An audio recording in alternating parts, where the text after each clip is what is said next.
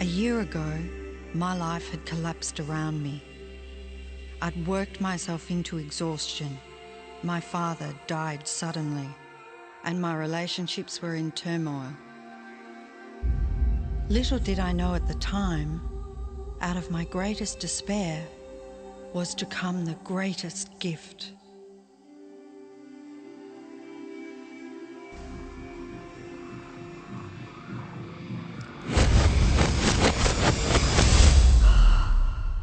I'd been given a glimpse of a great secret.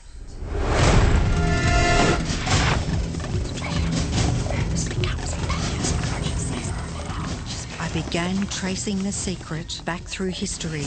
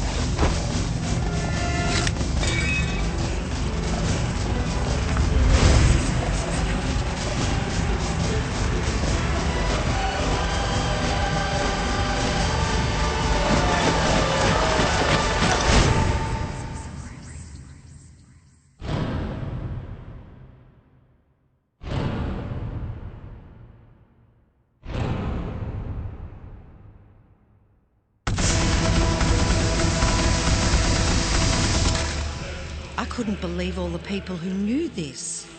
They were the greatest people in history.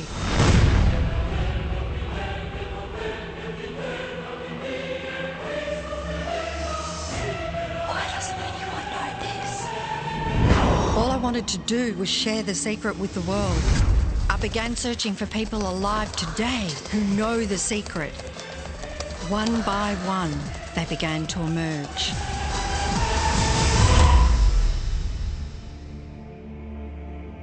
Do you know this secret gives you everything you want? Happiness, health, and wealth. You can have, do, or be anything you want. We can have whatever it is that we choose. I don't care how big it is. What kind of a house do you want to live in? Do you want to be a millionaire? What kind of a business do you want to have? Do you want more success? What do you really want? I've seen many miracles take place in people's lives. Financial miracles, miracles of physical healing, mental healing, healing in relationships. All of this happened because of knowing how to apply the secret. This is the great secret of life.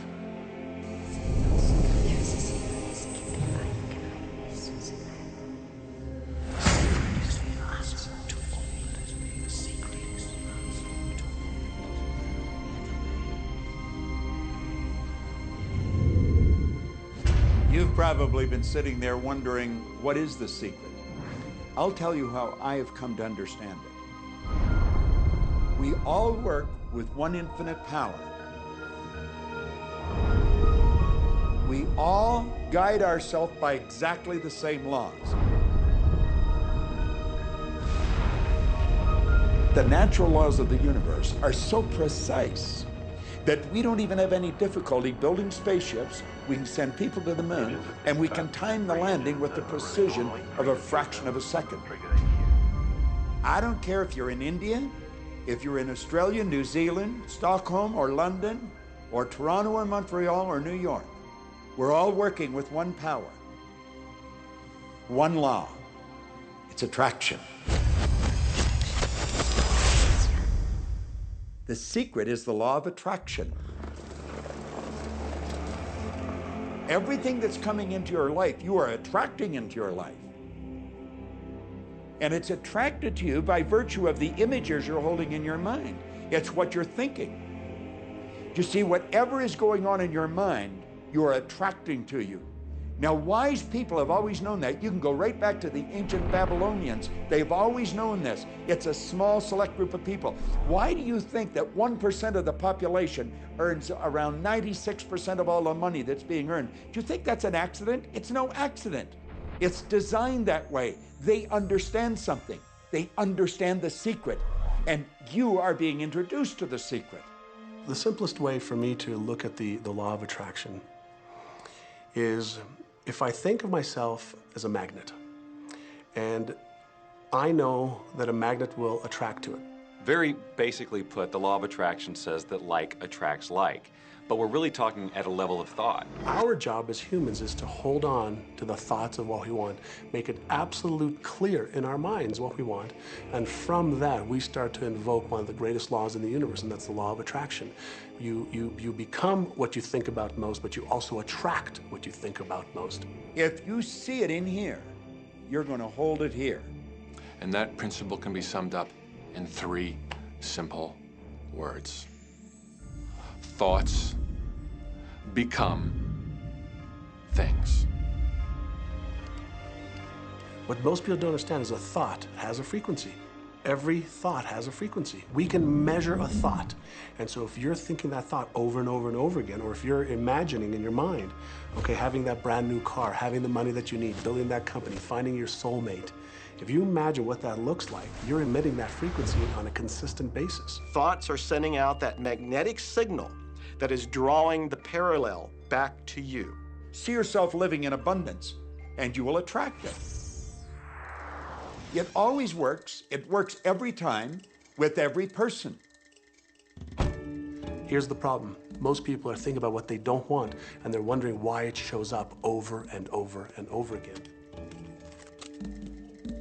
The law of attraction doesn't care whether you perceive something to be good or bad, or whether you don't want it or whether you do want it. It's responding to your thoughts. So if you're sitting there looking at a mountain of debt, feeling terrible about it, that's the signal you're putting out into the universe. Wow, I feel really bad because of all this debt I've got. You're just affirming it to yourself. You feel it on every level of your being. That's what you're going to get more of.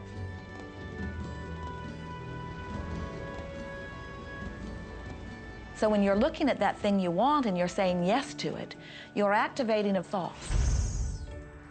And the law of attraction is responding to that thought and bringing you things that match that.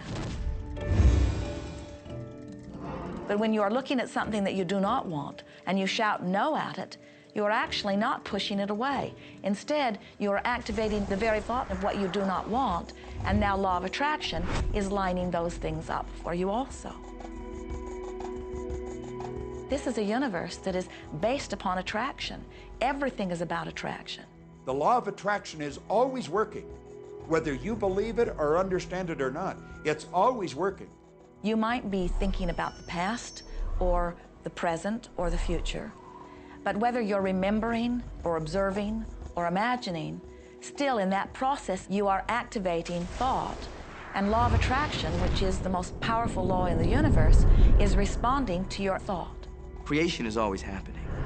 Every time an individual has a thought or a prolonged, chronic way of thinking, they're in the creation process. Something is going to manifest out of those thoughts. Law of attraction says, we'll give you whatever it is you say and focus on. And so if you're complaining about how bad it is, what you're creating is more of how bad it is. Oh, look, I found that.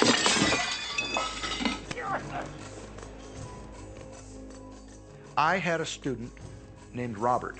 Robert was a gay man, and he was taking an online course I have, part of which entails email access to me. And he outlined all of the grim realities of his life. In his job, all the people ganged up on him. And it was constantly stressful because of how nasty they were with him.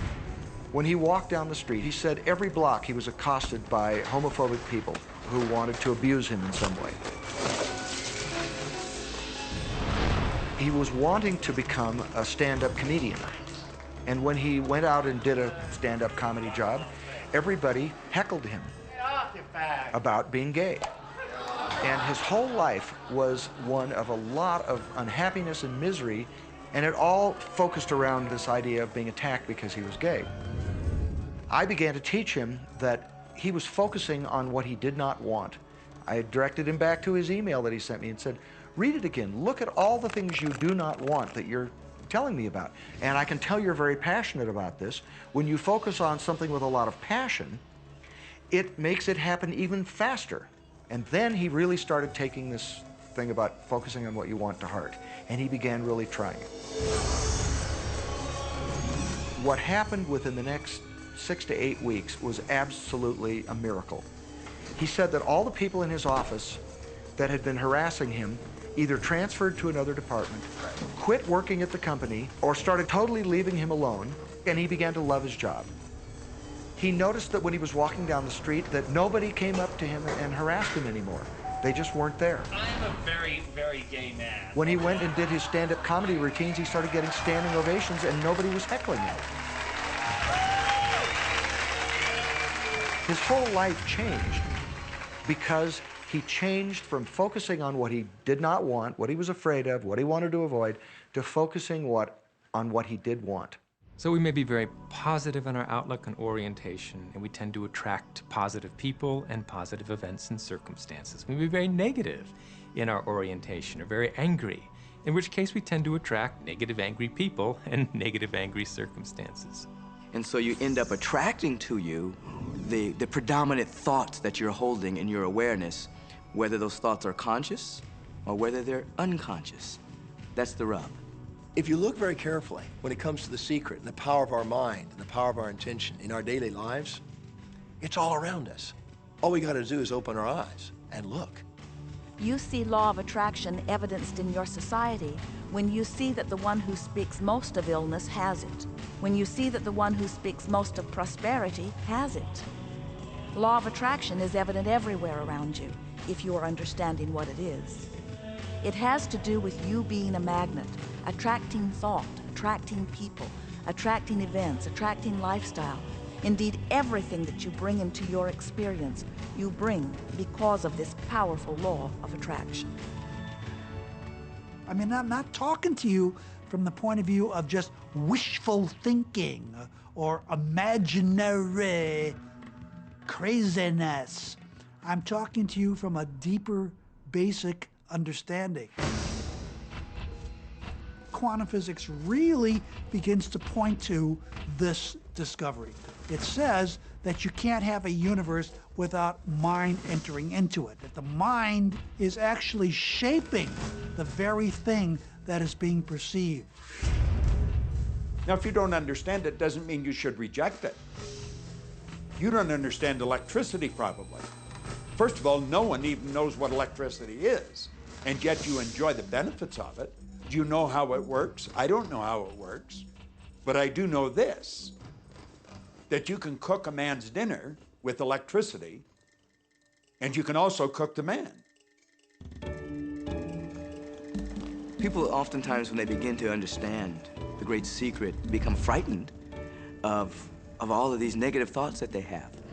Two things they need to be aware of. One, it has been proven now scientifically that an affirmative thought is hundreds of times more powerful than a negative thought. So that eliminates a degree of worry right there.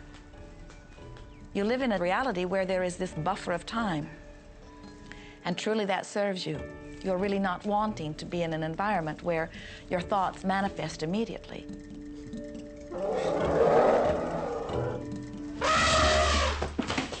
The evidence is long in coming, and that is really a good thing.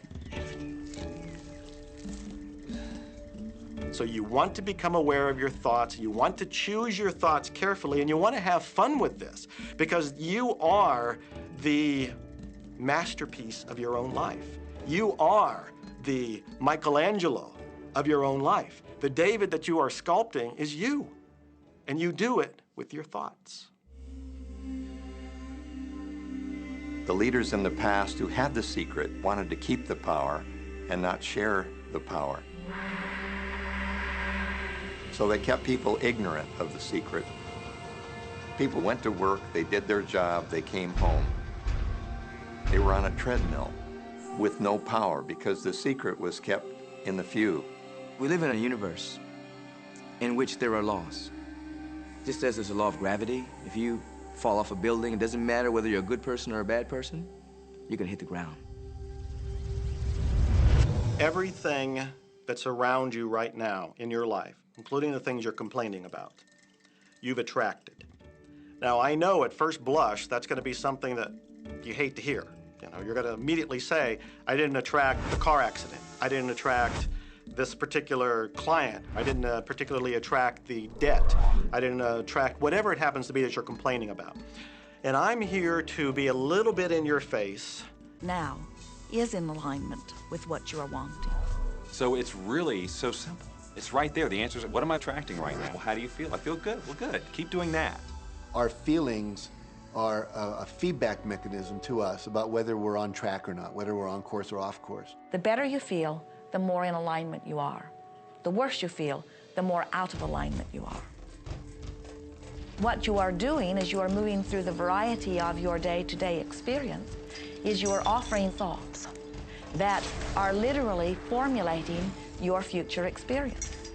And you can tell by the way you feel if the things that you're moving toward will please you when you get there.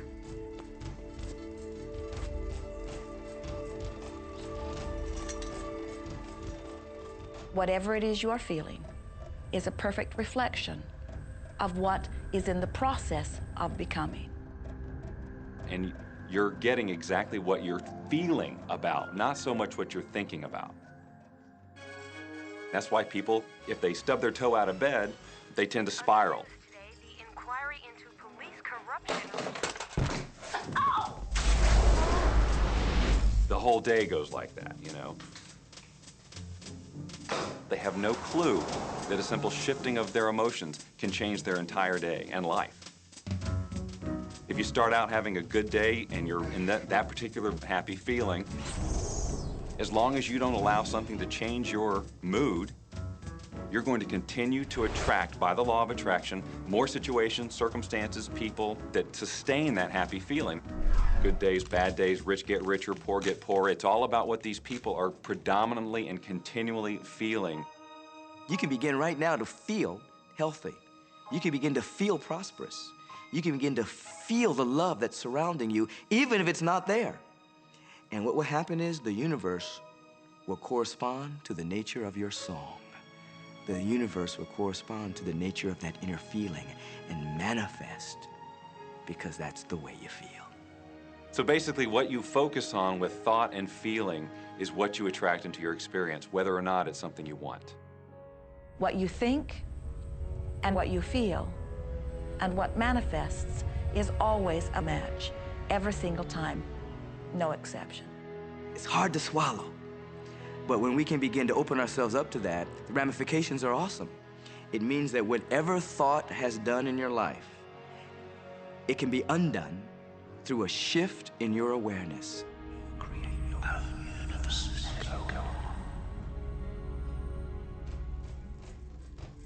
It's really important that you feel good, because this feeling good is what goes out as a signal into the universe and starts to attract more of itself to you.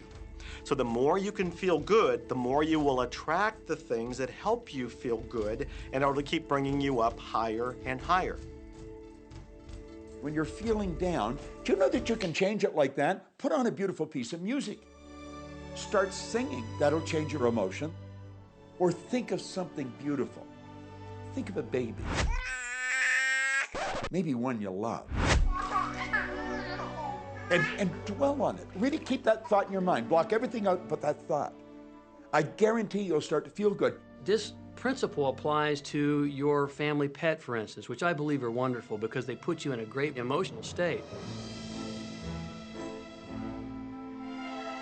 When you feel love for your pet, that's a great state of love. It's going to bring goodness into your life. What a gift that is. And when you begin to get the hang of this, when you begin to guide your thoughts based upon the way they feel, and you begin to notice the correlation between what you're feeling and thinking and what's coming back to you, before you know it, you will know that you are the creator of your own reality. And those who are watching from a distance will stand in amazement at the perfect life you live. Since I learned the secret and started applying it to my life has truly become magical. I think the kind of life that everybody dreams of, and I live on a day-to-day basis. I live in a $4.5 million mansion. I have a wife to die for. I get to vacation in all the fabulous spots of the world. I've climbed mountains, I've explored, I've been on safaris. And all of this happens and continues to happen because of knowing how to apply the secret. Life can be absolutely phenomenal, and it should be, and it will be, when you start using the secret.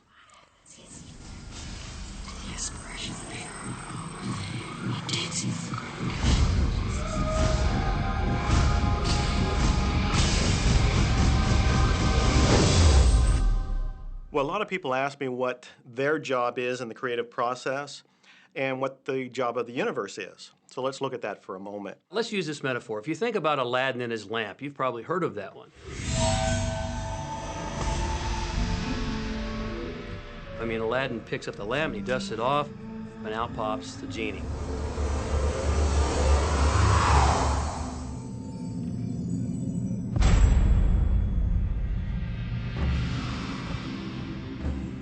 And the genie always says one thing.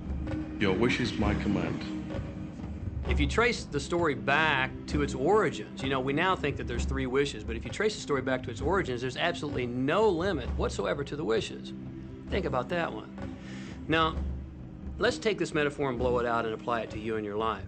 Remember, Aladdin is the one who always asks for what he wants. Then you've got the universe at large, which is this grand genie, and traditions, you know, have called it so many different things. Your holy guardian angel, your higher self. I mean, we could put any label on it, and you choose the one that works best for you.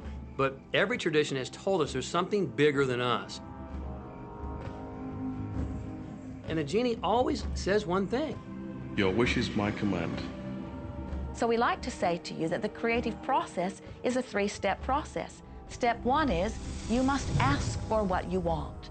You do not need to use words to ask. In fact, the universe is not even hearing words from you. The universe is responding completely to your thought.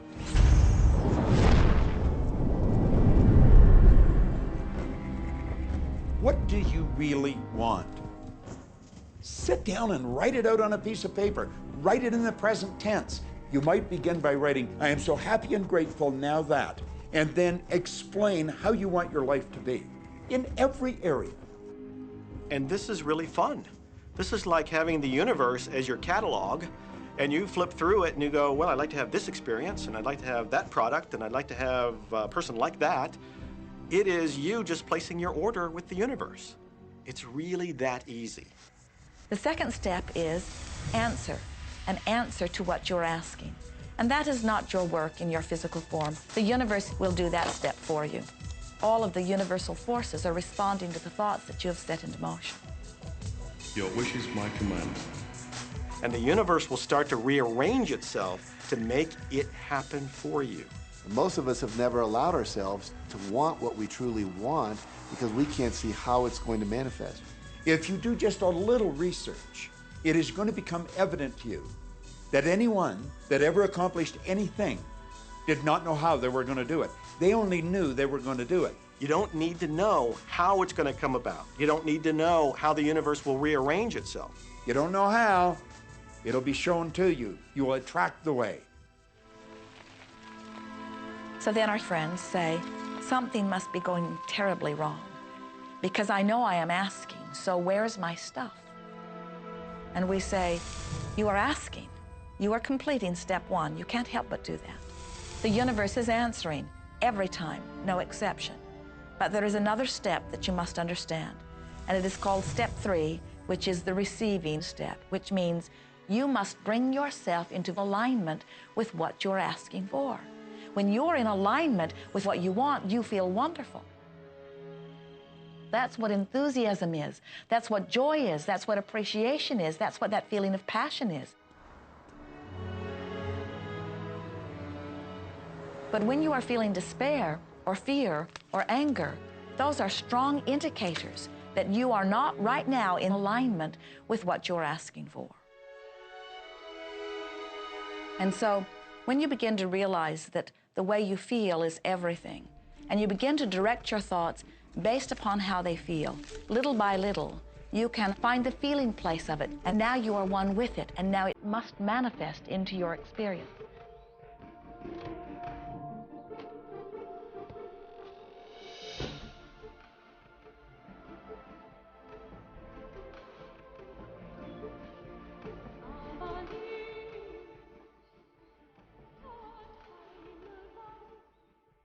And when you turn that fantasy into a fact, you're in the position to build bigger and better fantasies. And that, my friend, is the creative process. So the law of attraction, the study and practice of the law of attraction is just figuring out what will help you generate the feelings of having it now. Go test drive that car. Go shop for that home. Get in the house. Do whatever you have to do to generate the feelings of having it now and remember them. Whatever you can do to do that will help you to literally attract it. It could be you wake up and it's just there, it's manifest. Or you might get some inspired idea of some action to take. You certainly shouldn't be going, well, I could do it this way, but man, I would hate that, because you're not on the right track if that's the case. Action will sometimes be required, but if you're really doing it in line with what the universe is trying to deliver, it's going to feel joyous, you're going to feel so alive, time will just stop, you could do it all day. The universe likes speed. Don't delay, don't second guess, don't doubt. When the opportunity's there, when the impulse is there, when the intuitive nudge from within is there, act. That's your job, and that's all you have to do. You will attract everything that you require. If it's money you need, you'll attract it. If it's people you need, you'll attract it. If it's a certain book you need, you'll attract it. You've got to pay attention to what you're attracted to. Because as you hold images of what you want, you're going to be attracted to things and they're going to be attracted to you. But it literally moves into physical reality with and through you. And it does that by law. You can start with nothing. And out of nothing, and out of no way, a way will be made. Think of this, a car driving through the night, the headlights only go 100 to 200 feet forward. And you can make it all the way from California to New York, driving through the dark, because all you have to see is the next 200 feet. And that's how life tends to unfold before us. And if we just trust that the next 200 feet will unfold after that, the next 200 feet will unfold after that, your life will keep unfolding, and it will eventually get you to the destination of whatever it is you truly want, because you want it.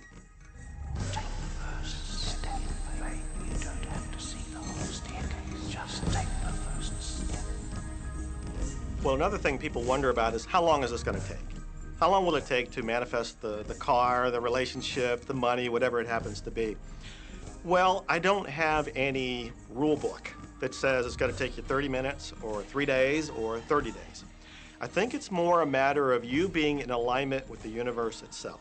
Size it's nothing to the universe. It is no more difficult to attract on a scientific level something that we consider huge to something that we consider infinitesimally small. The universe does everything it does with zero effort. Grass doesn't strain to grow. It's effortless. It's just this great design. It's all about what's going on up here. It's about what we put in place, saying this is big, it's going to take some time. This is small, oh, I'll give it an hour. You know, those are our rules that we define. There are no rules according to the universe. You provide the feelings of having it now, it will respond. Some people have an easier time with little things, and so we sometimes say, well, start with something small, like a cup of coffee. Make it your intention to attract a cup of coffee today. Hold an image of talking to an old friend that you haven't seen for a long time. Somehow or another, somebody's going to start talking to you about that person. That person's going to phone you, or you'll get a letter from them.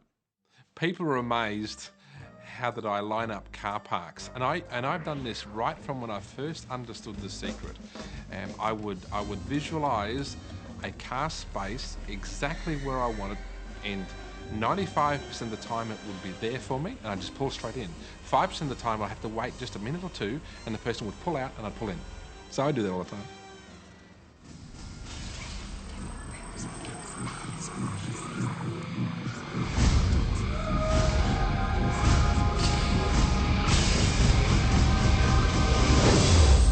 A lot of people feel stuck or in prison or confined by their current circumstances. And I'm trying to point out that whatever your circumstances right now, that is only your current reality. And current reality will begin to change as a result of watching this and beginning to use the secret.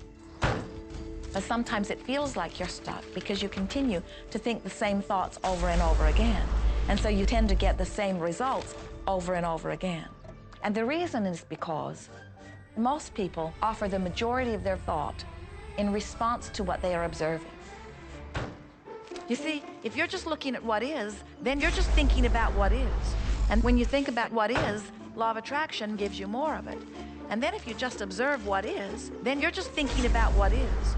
And law of attraction gives you more of what is. And then if you just observe what, we've been over this, haven't we? You have to find a way that you are approaching what is through a different vantage point. Most people look at their current state of affairs and they say, this is who I am. That's not who you are. That's who you were. You see, if you look at your current state of affairs right now, let's say, for instance, that you don't have a lot of money in your bank account, or you don't have the relationship that you want, or your health and fitness isn't up to par.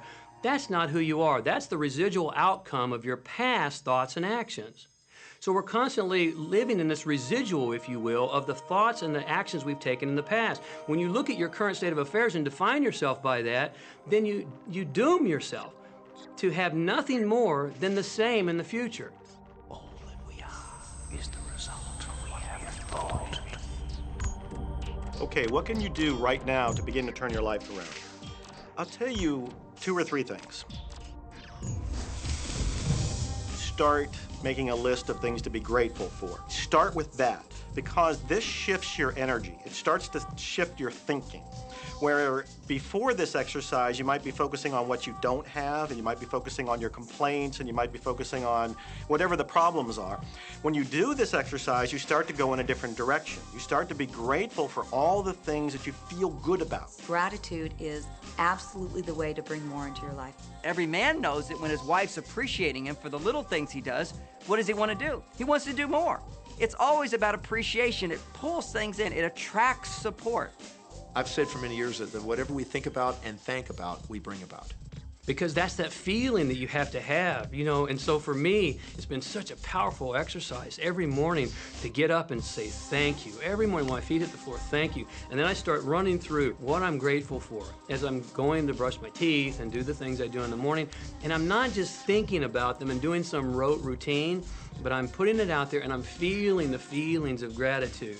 Because as soon as you start to feel differently about what you already have, you will start to attract more of the good things, more of the things you can be grateful for. Because you can look around and say, well, look, I don't have the car I want, I don't have the house I want, I don't have the health I want, I don't have the spouse I want. Oh, back up, back up. Those are all the things you don't want. Focus on what you already have that you're grateful for. And it might be you have the eyes to watch this. It might be the clothes that you have. Yes, you might prefer something else, and you might get something else pretty soon if you start feeling grateful for what you have. I think everybody goes through times when they say, oh man, things aren't working right, or things are going bad, and there were some things going on in my family, and I found a rock. I was just sitting here holding this rock. You might see me carrying around. I found a rock. I stuck it in my pocket, and I said, you know what? Every time I touch this rock, I'm going to think of something that I'm grateful for. And so every morning when I get up in the morning, I pick it up off the dresser, I put it in my pocket, and I go through the things that I'm grateful for. At night, what do? You empty your pocket, and there it is again. And I've had some different experiences with that. I've had some amazing experiences. I had a guy from South Africa, another time, he saw me drop it. He said, what is that? Well, what's that? I explained it to him, so he started calling it a gratitude rock. Gratitude rock. 2 weeks later, I got an email from him from South Africa. And he said, my son is dying from a rare disease. It's a type of hepatitis. He said, would you send me 3 gratitude rocks? Now, they're just rocks I found off the street, you know? So I said, sure. I had to make sure that the rocks were very special. And so I went out to the stream, looked, picked out the right rocks, and sent them off to him. 4 or 5 months later, I get an email from him. He said, my son's better. He's doing terrific. And he said, but you need to know something. He says, we've sold over 1,000 rocks at $10 a piece. as gratitude rocks, and we've raised all this money for charity. Thank you very much. And so it's very important to be in an attitude of gratitude, as I call it. Another thing that I would suggest that you do right now to turn your life around, and this is so huge that I can't find the words to describe just how powerful this can be for you.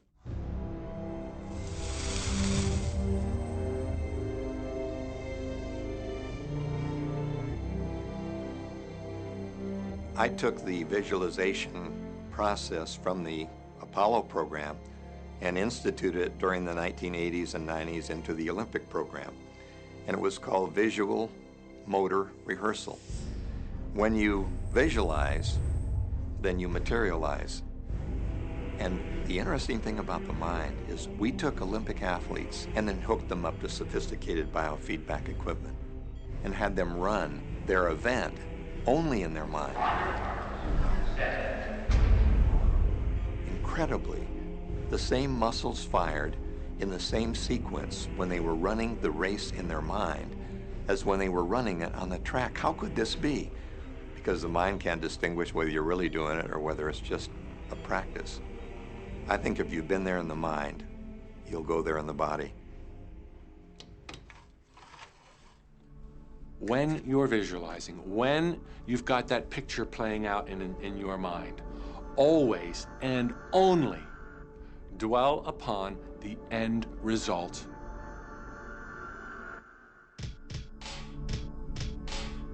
Here's an example. Look at the back of your hands right now.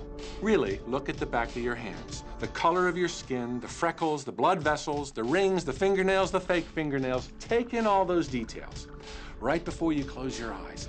And then see those hands, your fingers, wrapping around the steering wheel of your brand new car.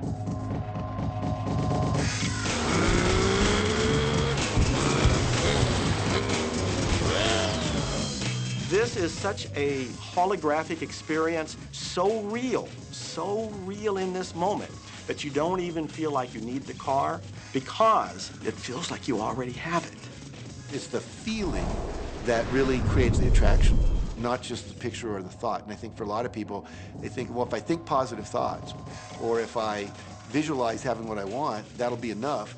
But if you're doing that and still not feeling abundant or feeling, loving and joyful, then it doesn't, from my mind, really create the power of the attraction. This is where the secret actually moves into action.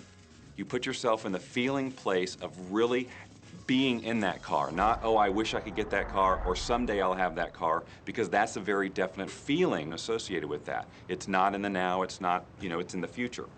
If you stay in that feeling, it will always be in the future. Feel the joy, feel the happiness, no matter how silly it seems in that dark and quiet room, and you're going, woohoo, do it. A lot of people will say, come on, do I have to do that? How bad do you want change?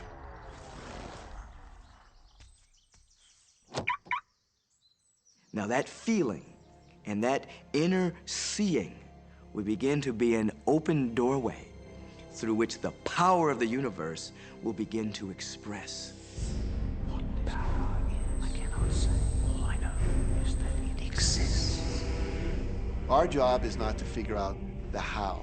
The how will show up out of the commitment and the belief in the what.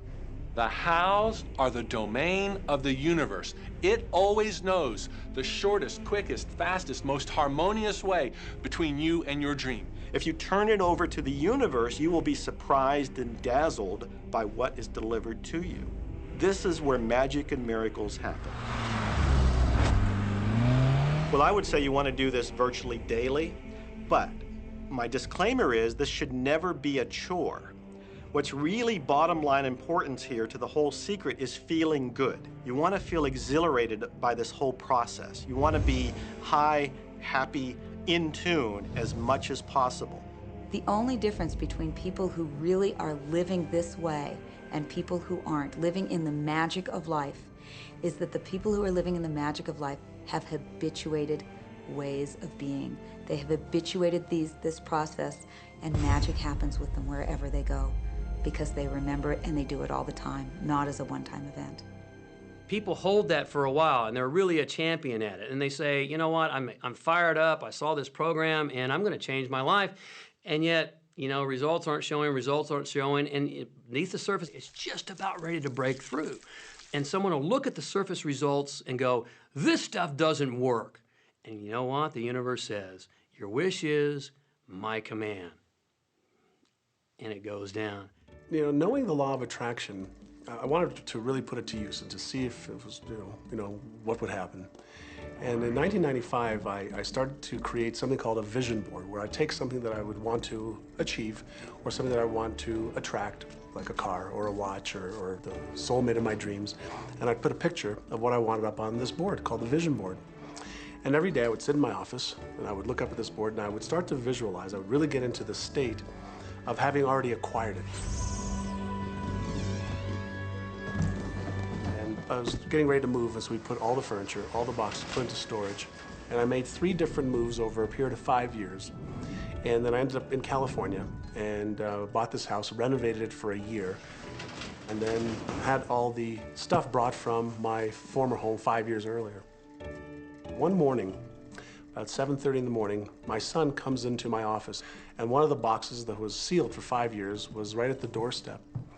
And my son, Keenan, was sitting on the box, banging away at the box, and I said, sweetheart, will you please stop? I mean, I'm doing some work here. And he says, what's in the boxes, Daddy? And I said, well, honey, those are my vision boards. What's a vision board? I said, well, it's where I put all my goals up. I cut them out and I put all my goals up as something that I want to achieve in my life. And of course, at 5.5 years old, he didn't understand it. So I said, sweetie, let me just show you, because that'll be the easiest way to do it. And so I cut the box open. And when I pulled up the vision boards, there was a picture on there of a home that I was visualizing 5 years earlier. And what was shocking to me was we were living in that house, not a house like it. I had bought my dream home, renovated it, and didn't even know it. But I looked at that house, I started to cry because I was just blown away. Why are you crying? Honey, I finally understand how the law of attraction works. I finally understand the power of visualization. I finally understand everything that I've read, everything that I've worked with my whole life, the way I've built companies. It worked for my home as well. And I bought our dream home and didn't even know it.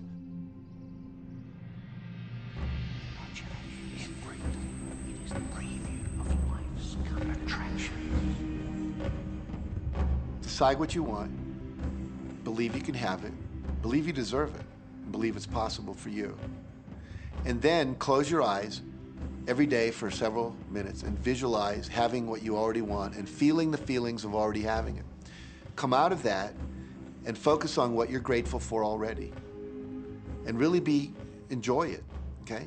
And then go into your day and release it to the universe and trust that the universe will figure out how to manifest it.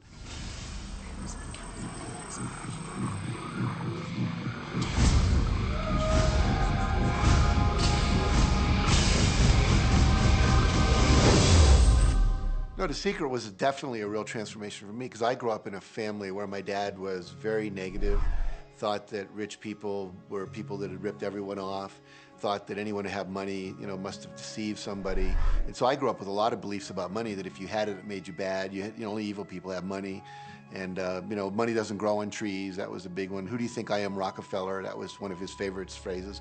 So I grew up truly believing that life was difficult, that it was hard, you had to struggle. And it was only when I met W. Clement Stone that I literally began to shift my life. Whatever the mind of man can conceive and achieve.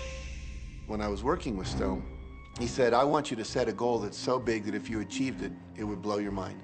And you would know it's only because of what I've taught you that you would have achieved this goal. Well, at the time, I was making about $8,000 a year. And for some reason, I wanted something that was really measurable. So I said, I want to make $100,000 in a year. And I had no idea how I could do that.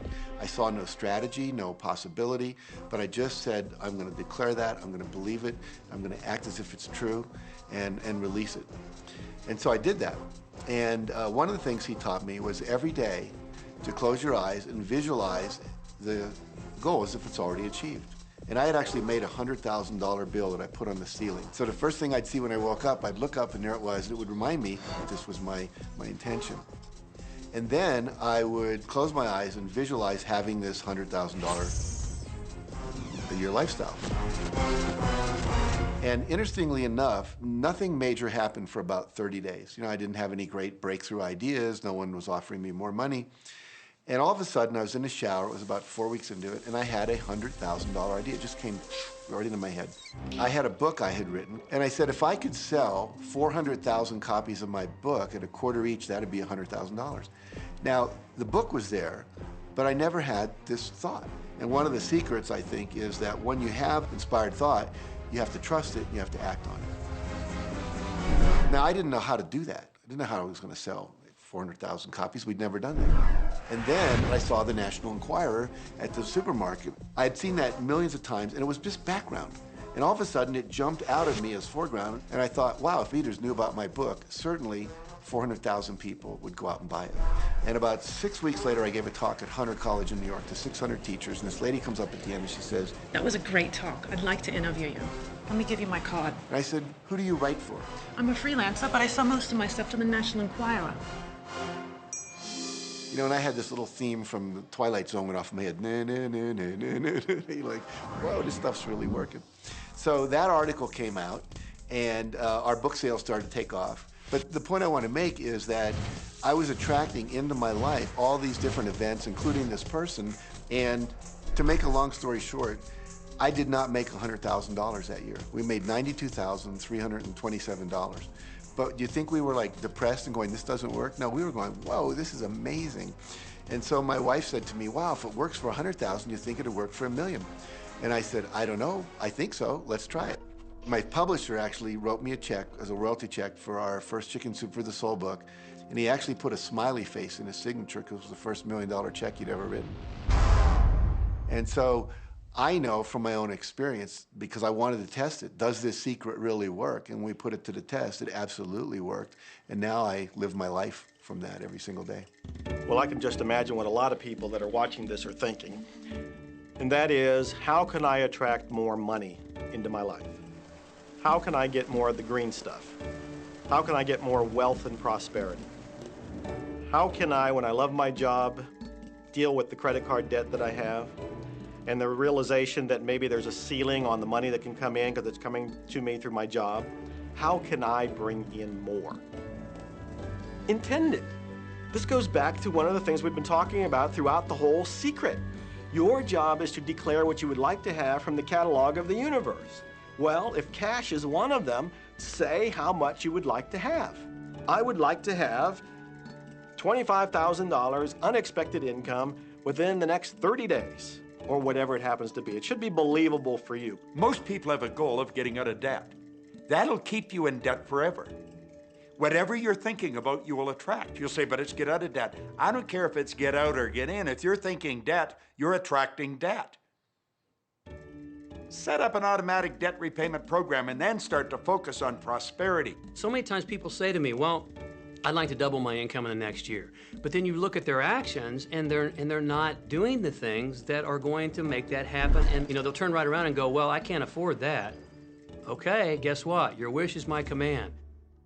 As you are fussing about not having enough money, as you are talking to your friend about not having enough money, as you are feeling unhappy about not having enough money, you're actually activating within yourself or continuing the activation of a thought that is very different from the desire that you have launched. What it just comes down to is you just can't want more money and focus upon not enough. When I first understood the secret, I was getting bills. Every day I'd get a bunch of bills in the mail. And I thought, how do I turn this around? The law of attraction states that what you focus on, you will get. So I got a bank statement. I whited out the total and I put a new total in there. I put exactly how much I want to see in the bank. So I thought, what if I just visualize checks coming in the mail? So I just visualize a bunch of checks coming in the mail. Within just 1 month, things started to change. And it is amazing. Today, I just get checks in the mail. I get a few bills, but I get more checks than bills. I grew up on you have to work hard for money, you have to work hard for money. And so I replaced that with money comes easily and frequently. Now, in the beginning, it feels like a lie, right? There was a part of your brain that will say, oh, you liar, it's hard. So you have to know it's this little tennis match that will go on for a while. When it comes to creating wealth, wealth is a mindset. It's all about how you think. I'd say 80% of my coaching that I do one-on-one with folks is about their psychology and the way they think. And I know when people are listening, they say, oh, well, you can do it, I can't. Every person has the capability to change the way they're in a relationship and conversation with money. I find so many people who maybe make a tremendous amount of money, but their relationships stink. That's a technical term, by the way. And that's not wealth. It really isn't. You know, you can go after the money and you might get rich, but it doesn't guarantee you'll be wealthy. I'm not suggesting that money isn't a part of wealth. It absolutely is, but it's only a part. And then I meet a lot of people who are quote unquote spiritual, but they're sick and broke all the time. That's not wealth either. Life is meant to be abundant in all areas. Many people in Western culture are striving for success. They want to have the home, they want their business to work, they want all of these things. But what I found in my research is that having those things certainly doesn't guarantee what we really want, which is happiness. And that's when all those outer things come. They don't come from going after them first to get happiness. It's backwards. You go for the sense of inner joy, of inner peace, of inner vision first, and then all the other things from the outside appear.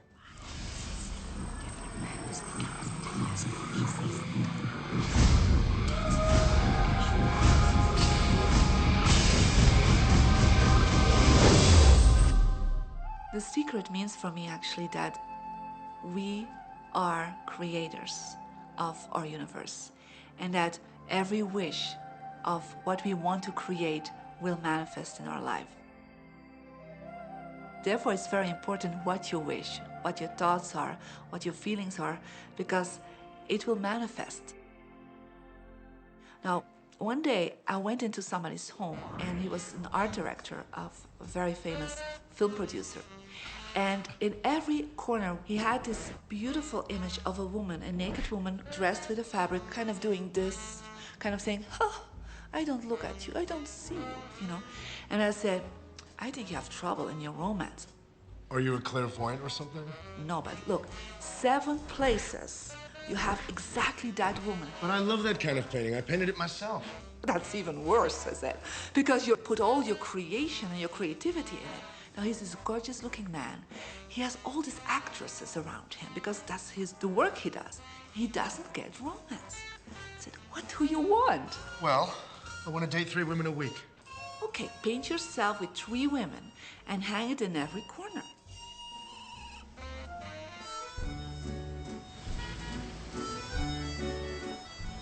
Six months later, I see him in Europe and said, how is your love life? Great. They just call me. They all want to date me. Because that's your wish. Now I have like 3 dates a week. They're fighting over me. Good on you. But I really want to stabilize a little bit. I want marriage, and I want romance. Well, paint it, okay? So he painted a beautiful romantic relationship. And a year later, he got married and is very happy. Because he put another wish out. But he wished it in himself for years, but it did not happen. Because his wish could not manifest because the outer level of himself, his house, was just contradicting himself all the time. So if you know this knowledge, you should start playing with it. Inside relationships, it's important to first understand who's coming into the relationship. And I don't mean about your partner, I mean about you. How can you ever expect anyone else to enjoy your company if you don't enjoy your own company? And so, again, the law of attraction, or the secret, is about bringing that into your life, and you've got to get really, really clear. Here's the question I would ask you to consider. Do you treat yourself the way that you want other people to treat you? You become the solution for you. Don't now you owe me and you need to give me more. Instead, give more to yourself. Take time off to give to yourself, in a sense, to fill yourself up to fullness, to where now you can overflow in giving. I got into many relationships expecting my partner to show me my beauty. I needed to see him showing me my beauty because I didn't feel beautiful. Because when I was growing up, my sheroes were Charlie's Angels, or the Bionic Woman, Wonder Woman, And though they were wonderful women, none of them looked like me. It wasn't until I stopped and I fell in love with Lisa, full lips, round hips, mocha skin, afro, that the rest of the world began to fall in love with Lisa. There's something so magnificent about you. I have been studying me for 44 years. I want to kiss myself because you're going to get to love yourself. I'm not talking about conceit. I'm talking about a healthy respect for yourself. And as you love yourself, you'll love others. Sometimes people will say, those people at work are so negative, or the man I live with is so angry, or my children are so worrisome to me. And we say, you must orient yourself to the best part of those people who surround you. We encourage that you get a notebook and that you make a list of the positive aspects of the people that you spend a lot of time with.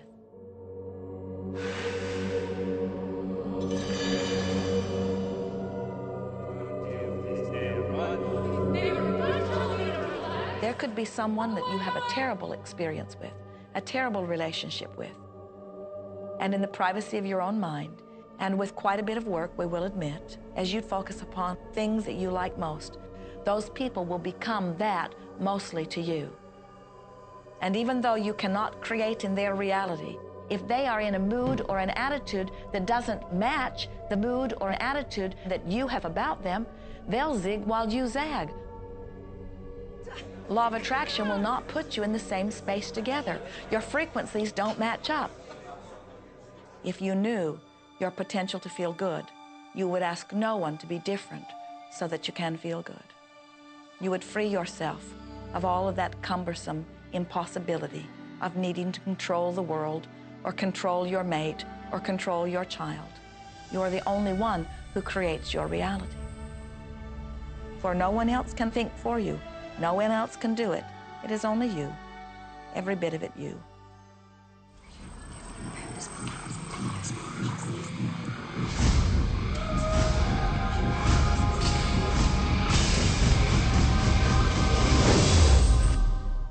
It's important to recognize that our body is really the product of our thoughts. We're beginning to understand in medical science the degree to which the nature of thoughts and emotions actually determines the physical substance and structure and function of our bodies. We've known in the healing arts of a placebo effect. A placebo is something that supposedly has no impact and no effect on the body, like a sugar pill or something. You tell the patient that this is just as effective, and what happens is the placebo has the same effect, if not greater effect, than sometimes the medication is supposed to be designed for that effect. So they found out that the human mind is the biggest factor in the healing arts, more so than sometimes the medication. If somebody is in a situation where they're sick and they have an alternative to try to explore what is in their mind creating it versus using medicine, if it's an acute situation that could really bring death to them, then obviously the medicine is a wise thing to do while they explore what the mind is about. So you don't want to negate medicine. Every form of healing has a place. There is only a stream of well-being that flows, you know. It is a stream of pure positive energy. And the universe, all that we know, is abundant with only that. This is a world that is based upon well-being, and well-being dramatically abounds. And when you are allowing that stream to flow in its fullness, you feel very, very good. And when you are pinching it off a bit, you feel not so good. There is only a stream of goodness or well-being which you are allowing or not. And your magnificent emotions are telling you what the mix is, how you're doing in your allowing or your resisting of this connection. You know people who have had terminal disease. Stop and think of the word dis-ease. Hyphenate the word. That's a body that's not at ease. We've got 1,000 different diagnoses and disease out there. They're just the weak link. They're all the result of one thing, stress. And you put enough stress on the chain, you put enough stress on the system, and one of the links breaks. Our physiology creates disease to give us feedback, to let us know we have an imbalanced perspective and we're not loving and we're not grateful. So the body's signs and symptoms are not something terrible. The question that's frequently asked is when a person has manifested a disease in their body temple or some kind of discomfort in their life, Through the power of right thinking, can it be turned around? And the answer is absolutely yes. On November 23rd, I was diagnosed with breast cancer. I truly believed in my heart, with my strong faith, that I was already healed. During the day, all day long, I would just say, thank you for my healing. On and on and on I went, thank you for my healing. I believed in my heart I was healed. I saw myself as if cancer was never in my body. One of the things I did to heal myself was to watch very funny movies. That's all we would do, is just laugh, laugh, laugh. We couldn't afford to put any stress in my life because we knew stress was one of the worst things you can do while you're trying to heal yourself. From the time I was diagnosed, which was November 23rd, to the time I was healed totally was approximately 3 months. And that's without radiation and chemotherapy. Well, we come with a basic program. It's called self-healing. You get a wound, it grows back together. You get a bacterial infection, the immune system comes and takes care of those bacteria and heals it up. The immune system is made to heal itself. Dis-ease cannot live in a body that's in a healthy emotional state. Your body is casting off millions of cells every second, and it's creating millions of new cells. In fact, literally, parts of our body are replaced every day. Other parts take a few months, other parts a couple of years. But within a few years, we have a brand new physical body. If you have a disease and you're focusing on it and you're talking to people about it, you're going to create more disease cells. See yourself living in a perfectly healthy body. Let the doctor look after the disease. Can you feel the difference between having painful arthritis in your hips and feeling fearful about it, or having painful arthritis in your hips and feeling hopeful about it? The difference between fearful and hopeful is the difference between recovery or not. Happier thoughts lead to essentially a happier biochemistry, a happier, healthier body. Negative thoughts, stress, have been shown to seriously degrade the body and the functioning of the brain, because it's our thoughts and emotions that are continuously reassembling, reorganizing, recreating our body. Remove physiological stress from the body, and the body does what it was designed to do. It heals itself. I've seen kidneys regenerated. I've seen cancer dissolved. I've seen eyesight improve and come back. I always say that incurable means curable from within. You can change your life and you can heal yourself.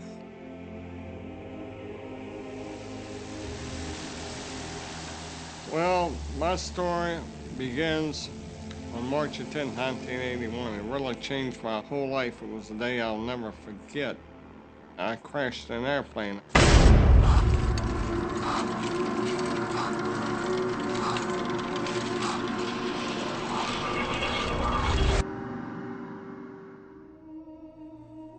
I ended up in the hospital completely paralyzed. My spinal cord was crushed. I broke the first and second cervical vertebrae.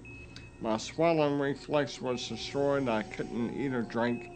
My diaphragm was destroyed. I couldn't breathe. All I could do was blink my eyes. The doctors, of course, said all my life I'd be a vegetable. All I'd do is blink my eyes the rest of my life. That's the picture they saw of me, but it didn't matter what they thought. The main thing was what I thought.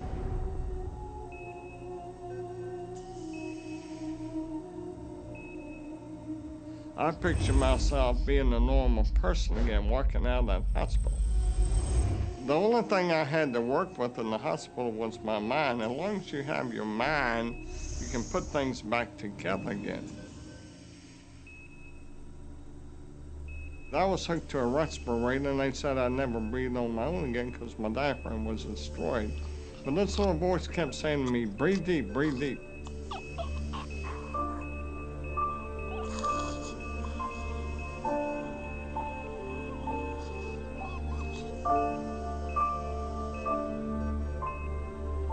Finally, I was weaned from it. They were at a loss for an explanation. See, I could not afford to allow anything to come in my mind that would distract me from my goal and from my vision.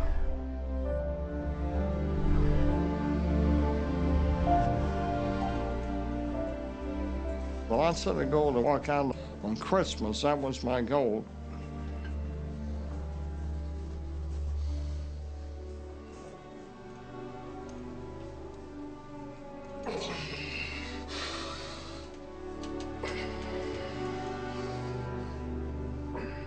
Eight months later, I walked out of the hospital on my own 2 feet.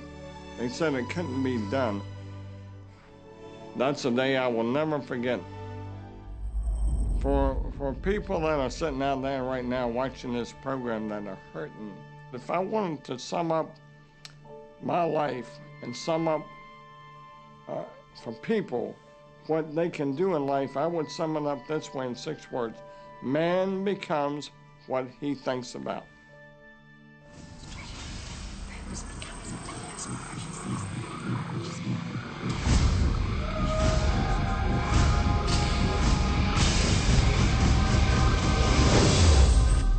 We notice that there are so many people who are living life in a very conditional way. They look out and they see things that are wonderful and they say, yes, we want more of those. We would vote for that. We would support that with our time and energy and money.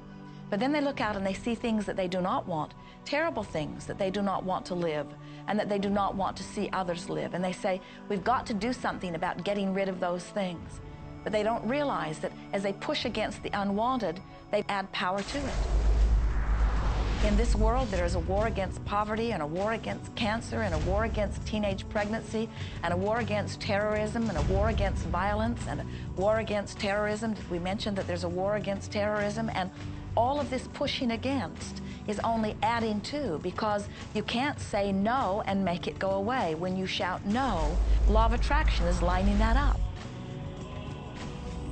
The reason that what you resist persists is because if you're resisting something, you're saying, no, I don't want this thing because it makes me feel this way, the way I'm feeling right now. So you're just putting out this really strong emotion of, wow, I really don't like this feeling, and it's there, and it just comes racing towards you. You know, the anti-war movement creates more war. The anti-drug movement has actually created more drugs because we're focusing on what we don't want, drugs. People will say, well, shouldn't I focus upon that? That is true. And we say, that is like saying, because someone gave their attention to something they did not want long enough that now it is manifested, I should do it too. And we say, we don't really understand that reasoning. Mother Teresa was brilliant. She said, I will never attend an anti-war rally. If you have a peace rally, invite me. You know, she knew. She understood the secret. I mean, look what she manifested in the world. So if you're anti-war, be pro-peace. If you're anti-hunger, be pro people having more than enough to eat. If you're anti a particular politician, be pro his opponent. Often elections are tipped in the favor of the person that people are really against because he's getting all the energy and all the focus. You want to focus on what you want, not what you don't want. It's okay to notice what you don't want because that gives you contrast to say, well, this is what I do want. But the fact is that the more you talk about what you don't want or talk about how bad it is, read about all of that all the time, and then say, oh, how terrible it is, well, you're creating more of that. You know, so many times people say to me, well, James, I have to be informed. Maybe you have to be informed, but you don't have to be inundated. Learn to become still and to take your attention away from what you don't want and all the emotional charge around it, and place the attention on what you wish to experience. I always say when the voice and the vision on the inside become more profound and more clear and loud than the opinions on the outside, you've mastered your life. You are not here to try to get the world to be just as you want it to be. You are here to create the world around you that you choose, while you allow the world as others choose it to be, to exist also.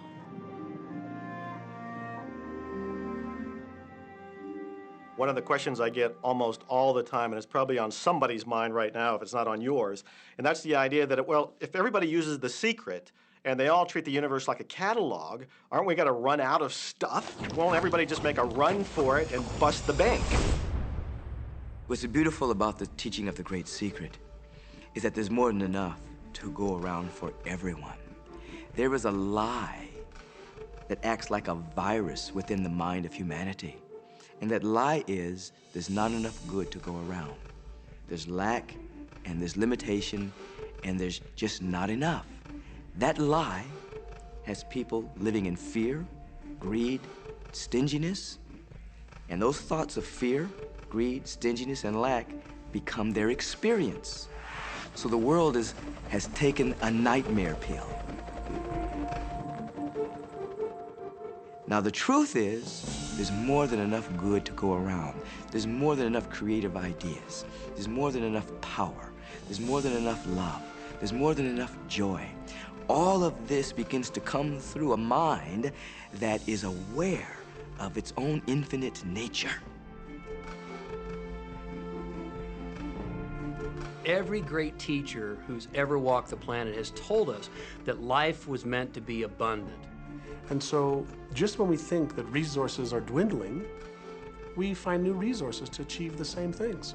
And so, even though we say we have lack, it's because we don't open up our vision and see all of what's around us. You know, when everybody starts to live from their heart and go for what they want, they don't go for the same things. That's the beauty of this. We don't all want BMWs. We don't all want the same person. We don't all want the same experiences. We don't all want the same clothing. We don't all want fill in the blank. There's enough for everyone. If you believe it, if you can see it, if you act from it, it will show up for you. That's the truth. So let the variety of your reality thrill you as you get to choose from among it those things that you're wanting. And when you see something that you want in your experience, think about it. Find the feeling place of it. Get inside of it. Talk about it and write it down. Write a script about it. Make it your reality by becoming a match to it. And when you see those things that you're not wanting in your experience, do not talk about them. Don't write about them. Don't join groups that worry about them. Don't push against them. Do your best to ignore them. Remove your attention from the things that you do not want while you give your undivided attention to the things that you do want. Most of the leaders in the past missed the great part of the secret, which is empowering and sharing with others. This is the best time to have ever been alive in history. It's the first time we've ever had the power to gain knowledge at our fingertips.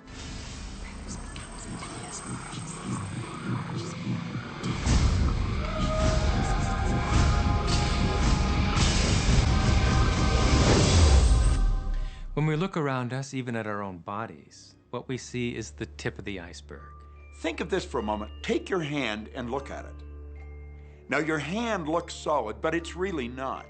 If you put it under a proper microscope, you'd see a mass of energy vibrating. Everything is made up of the exact same thing, whether it's your hand, whether it's the ocean, or whether it's a star. Everything is energy. And let me help you understand that just a little bit. There's the universe, of course, and our galaxy, and our planet, and then individuals, and then inside of this body are organ systems, and then there's cells, and then there's molecules, and then there's atoms, and then there is energy. So there are talk about something on, but everything in the universe is energy. I don't care what city you're living in, you've got enough power in your body, potential power, to illuminate the whole city for nearly a week. Most people define themselves by this finite body, but you're not a finite body. I mean, even under a microscope, you're an energy field. Well, what we know about energy is this. You go to a quantum physicist and you say, what creates the world? And he or she will say, energy. Well, describe energy. Okay, it can never be created or destroyed. It's always was, always has been. Everything that ever existed always exists. It's moving into form, through form, and out of form. Okay, great. You go to a theologian and you ask the question, what created the universe? And he or she will say, God. Okay, describe God. Always was and always has been, never can be created or destroyed, all that ever was, always will be, always moving into form, through form, and out of form. You see, it's the same description, just different terminology. And so if you think you're this meat suit running around, think again. You're a spiritual being. You're an energy field operating in a larger energy field. We're all connected. We just don't see it. There isn't an out there and an in here. Everything in the universe is connected. It's just one energy field. You are extensions of source energy, and you are here in these magnificent bodies, but your bodies have distracted you, for the most part, from who you really are. You are source energy. You are eternal beings. You are God force. You are that which you call God. Scripturally, we could say that we are the image and the likeness of God. We could say we are another way that the universe is becoming conscious of itself. We could say that we are the infinite field of unfolding possibility. All of that would be true. Every great tradition has told you that you were created in the image and the likeness of the creative source. That means that you have God potential and power to create your world, and you are. You are. And maybe you've created things to this point that are wonderful and worthy of you, and maybe you haven't. The question I'd ask you to consider is, do the results you have in your life, are they what you really want? And are they worthy of you? If they're not worthy of you, then when would now be the right time to change those? Because you have the power to do that. The power is broken, is under our control. You know, a lot of people feel like they're victims in life, and they'll often point to past events, perhaps growing up with an abusive parent or in a dysfunctional family. And I would add as a parenthesis here that most psychologists believe that about 85% of families are dysfunctional. So it's like all of a sudden you're not so unique. My parents were alcoholics, my dad abused me, my mother divorced him when I was 6. From the age of 13 to 18, I was involved in street gangs. I had a severe motorcycle accident. I was homeless at one point in Dallas. I lived in poverty for 15 years in Houston. When I was a child, I had learning difficulties, and I was considered learning disabled, and I was told I would never read, write, or communicate, never amount to anything, not go very far in life. I mean, that's almost everybody's story in some form or not. So that's just called so what. The real what is, what are you going to do now? What do you choose now? Keep focusing on that, or you can focus on what you want. And when people start focusing on what they don't want falls away. And that part expands, and the other part disappears. We are wanting you to come to the place where you're beginning to offer your thought deliberately, where you're guiding your thoughts on purpose, where you are the creator of your own experience because you are the manager of your own thoughts. The beautiful thing about the law of attraction is that you can begin where you are, and you can begin to think, real thinking, and you can begin to generate within yourself a feeling tone of harmony and happiness. The law will begin to respond to that. So now you start to have different beliefs, like there is more than enough in the universe. Or you have the belief that everything goes right for me. Or you have the belief that I'm not getting older, I'm getting younger.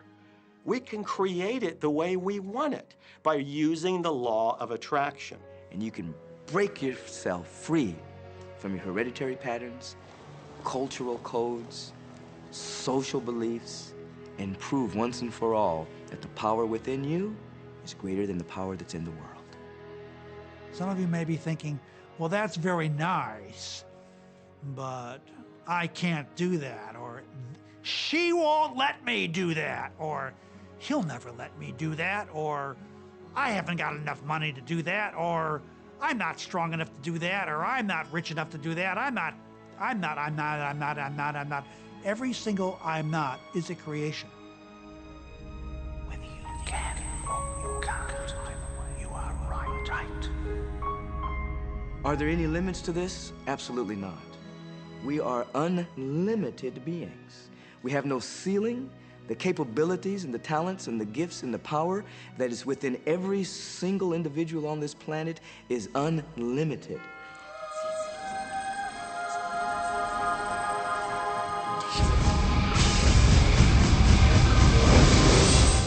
There is no blackboard in the sky on which God has written your purpose, your mission in life.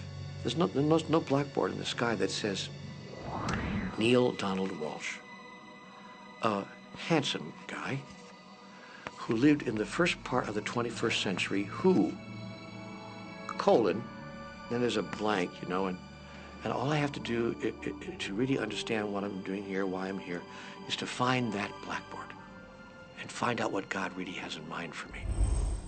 But the blackboard doesn't exist. So your purpose is what you say it is. Your mission is the mission you give yourself. Your life will be what you create it as, and no one will stand in judgment of it now or ever. It took a lot of years for me to get this, because I grew up very much with this idea that, you know, there was something I was supposed to do, and if I wasn't doing it, I was like, God wouldn't be happy with me, you know?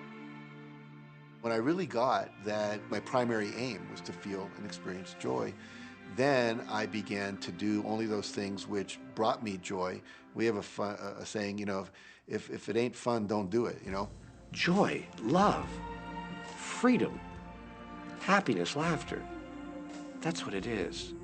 And if you've just experienced joy sitting there and meditating for an hour, by golly, do that. If you experience joy eating a salami sandwich, then do that. When I pet my cat, I'm in a state of joy. When I walk in nature, I'm in a state of joy. So I want to constantly put myself in that state. And when I do that, then all I have to do is have the intention of what I want, and what I want manifest. So inner happiness actually is the fuel of success. Anything that makes you feel good is always going to be drawing in more. You are listening to this right now. It's you that drew this into your life. It's your choice whether you want to take it and utilize it. If it feels good, if it doesn't feel good, then you know, let it go. Find something that feels good, that resonates with your heart.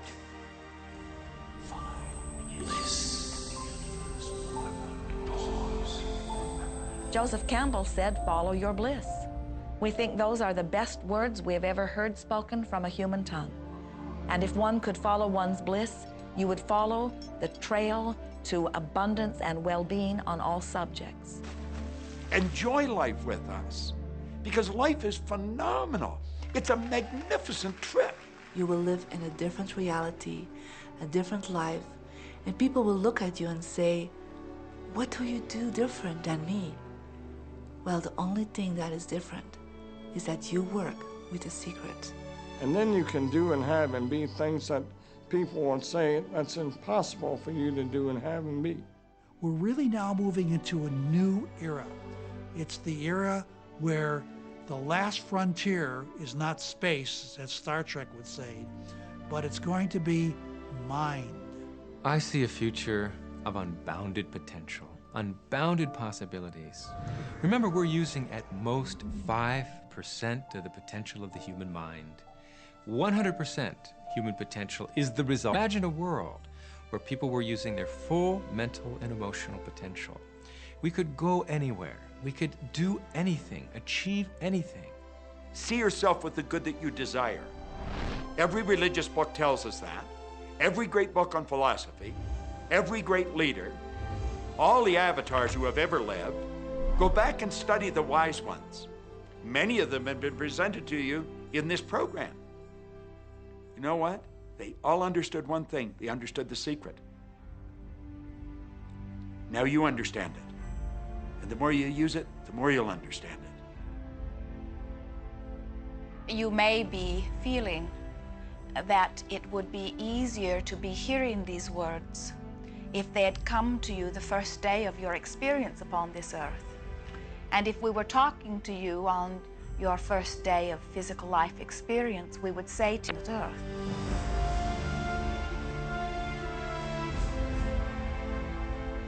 there is nothing that you cannot be or do or have. You are a magnificent creator, and you are here by your powerful and deliberate wanting to be here. Go forth, giving thought to what you are wanting, attracting life experience to help you decide what you want. And once you have decided, giving thought only unto that. Most of your time will be spent collecting data that will help you decide what it is you want. But your real work is to decide what you want and then to focus upon it. For it is through focusing upon what you want that you will attract it. That is the process of creating. I believe that you're great, that there's something magnificent about you. Regardless of what has happened to you in your life, regardless of how young or how old you think you might be, The moment you begin to think properly, there's something that is within you, there's power within you that's greater than the world, it will begin to emerge. It will take over your life. It will feed you. It will clothe you. It will guide you, protect you, direct you, sustain your very existence if you let it. Now that is what I know for sure.